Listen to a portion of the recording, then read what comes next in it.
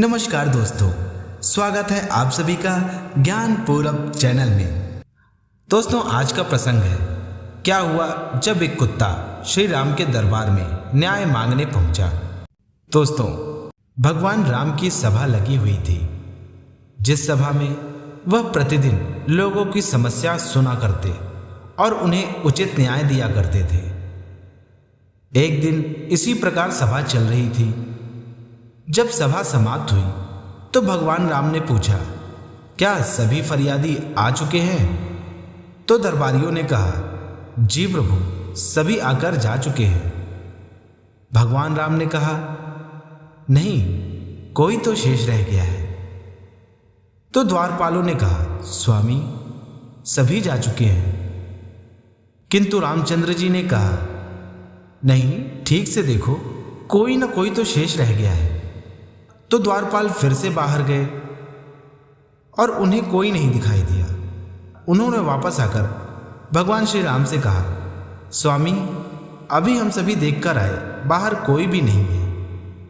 भगवान राम ने उन्हें फिर आदेश दिया, इस बार जाकर अच्छे से देखो, कोई ना कोई तो बाहर अवश्य बैठा हुआ है। इस बार जब द्वारपाल बाहर गए तो उन्हें एक कुत्ता दिखाई दिया। द्वारपालों ने राम जी को जाकर बताया कि बाहर एक कुत्ता बैठा हुआ रो रहा है। भगवान ने कहा, उसे तुरंत सभा में लेकर आओ। द्वारपाल कुत्ते के पास गए और अंदर आने के लिए कहने लगे। तो कुत्ते ने कहा, श्रीमान, मैं बहुत ही निम्न प्रजाति का हूं। मेरा कुछ स्थानों पर जाना निषेध है, जिसमें से यह दरबार भी मेरे लिए निषेध है। अतः मैं आप लोगों से विनती करता हूं, मैं भगवान श्री राम से न्याय चाहता हूं। अब द्वारपालों ने भगवान श्री राम से जाकर बताया। जब द्वारपालों ने राम जी को यह बात बताई तो रामचंद्र जी तुरंत ही बाहर जा पहुंचे और कुत्ते से उन्होंने पूछा, क्या कष्ट है, तुम रो क्यों रहे हो? तभी राम जी की दृष्टि कुत्ते के पैर पर पड़ी, जिसमें से रक्त निकल रहा था। राम जी ने पूछा, यह चोट कैसे लगी? तो कुत्ते ने कहा, हे राम, मैं न्याय चाहता हूं। मुझे यह पता है कि आपके यहां सभी को उचित न्याय प्राप्त होता है। मेरे साथ हिंसा की गई है। एक साधु ने मुझे छड़ी से मारकर मेरा पैर तोड़ दिया है। वैसे भी मेरा जन्म ऐसी प्रजाति में हुआ है जिस प्रजाति में लोग हमें देखते ही भगा देते हैं। हम मनुष्यों के समान मेहनत कर कर अपने भोजन की व्यवस्था नहीं कर पाते। हमें दूसरों की जूठन ही खानी पड़ती है। कई दिनों तक भूखा रहना पड़ता है। और ऐसे में उन साधु ने मुझे मारकर मेरा पैर तोड़ दिया। अब आप ही उचित न्याय करें। बिना किसी कारण मुझे मारा गया है, जबकि मेरा कोई भी अपराध नहीं था। मैं बस आपसे न्याय चाहता हूं। राम जी ने उस साधु के पास बुलावा भेजा। साधु सभा में आया तो राम जी ने कहा, आप तो सिद्ध साधु जान पड़ते हैं। आपने बिना वजह हिंसा क्यों की?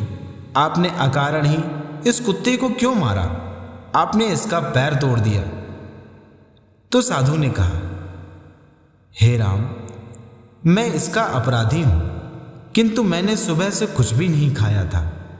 जब मुझे भिक्षा प्राप्त हुई तो इसने उसे आकर झूठा कर दिया और मैंने क्रोध में आकर इस कुत्ते पर छड़ी से प्रहार कर दिया, जिसके कारण इसका पैर टूट गया। रामचंद्र जी ने कहा, साधु महाराज, आपको ईश्वर के द्वारा बुद्धि और विवेक दोनों प्राप्त है, किंतु इस कुत्ते को नहीं। इसे भी भूख लगी हुई थी। आप तो दोबारा भोजन मांग सकते थे। आपको इस कुत्ते को नहीं मारना चाहिए था। इसके पास ना बुद्धि और ना ही विवेक है। इसने अपने स्वभाव बस ऐसा किया था। अब श्री रामचंद्र जी उस कुत्ते से पूछते हैं, साधु तुम्हारा अपराधी है, बताओ तुम क्या दंड देना चाहते हो? तो कुत्ते ने कहा, मेरे पास इनके लिए उपयुक्त दंड है। इन्हें किसी मठ का महंत बना दिया जाए। श्री राम ने तथास्तु कहा और उस साधु को एक बहुत ही बड़े मठ के महंत के पद पर नियुक्त कर दिया गया। रामचंद्र जी ने उसे फूल माला पहनाई, सुंदर वस्त्र दिलाए और उसे हाथी पर बिठाकर मठ की ओर भेज दिया। साधु बड़ा ही प्रसन्न था। उसे सजा की जगह पुरस्कार सा प्रतीत हो रहा था। वह खुशी खुशी मठ की ओर चला गया। जब सभासदों ने उस साधु को प्रसन्न देखा तो उन्होंने राम जी से इस विचित्र न्याय के बारे में पूछा। दोस्तों, भगवान को तो सभी के मन की बात ज्ञात होती है, उनसे किसी के भी मन की बात छिपी नहीं रहती। वह इस न्याय के पीछे का कारण जानते थे, किंतु राम जी ने कुत्ते से कहा, क्यों नहीं तुम ही इनके प्रश्नों के उत्तर दे देते हो? तो कुत्ते ने कहा, सभासदों, मैं पूर्व जन्म में एक मठ का महंत था और मैं वहाँ इसीलिए गया था। मैं अपने आध्यात्मिक कल्याण और उस मठ के लिए सच्चे दिल से समर्पित था, जिसकी बहुत से दूसरे लोगों के आध्यात्मिक कल्याण में महत्वपूर्ण भूमिका थी। और मैं वहाँ खुद के और हर किसी के आध्यात्मिक कल्याण के संपर्क के साथ वहाँ गया था और मैंने इसकी कोशिश भी की। मैंने अपनी पूरी कोशिश की, मगर जैसे जैसे दिन बीते धीरे धीरे दूसरे निम्न विचारों ने मुझे प्रभावित करना शुरू कर दिया। मुख्य महंत के पद के साथ आने वाले नाम और ख्याति ने कहीं ना कहीं मुझ पर असर डालना शुरू कर दिया। कई बार मैं नहीं, मेरा अहम काम किया करता था। कई बार मैं लोगों की सामान्य स्वीकृति का आनंद उठाने लगता था। लोगों ने मुझे एक धर्म गुरु की तरह देखना शुरू कर दिया। अपने अंदर से मैं तो जानता था कि मैं कोई धर्मगुरु नहीं हूं, किंतु मैंने किसी धर्मगुरु की तरह व्यवहार करना शुरू कर दिया और उन सुविधाओं की भी मांग करना शुरू कर दिया जो आमतौर पर किसी धर्मगुरु को नहीं मिलनी चाहिए। मैंने अपने संपूर्ण रूपांतरण की कोशिश नहीं की, मगर उसका दिखावा अवश्य किया और लोगों ने भी मेरा पूरा समर्थन किया। ऐसी चीजें होती रहीं और धीरे धीरे अपने आध्यात्मिक कल्याण के लिए मेरी प्रतिबद्धता घटने लगी और मेरे आसपास के लोग भी कम होने लगे। स्वयं को वापस लाने की कोशिश भी की, किंतु मैंने अपने आसपास की स्वीकृति को देखते हुए मैं स्वयं को खो बैठा।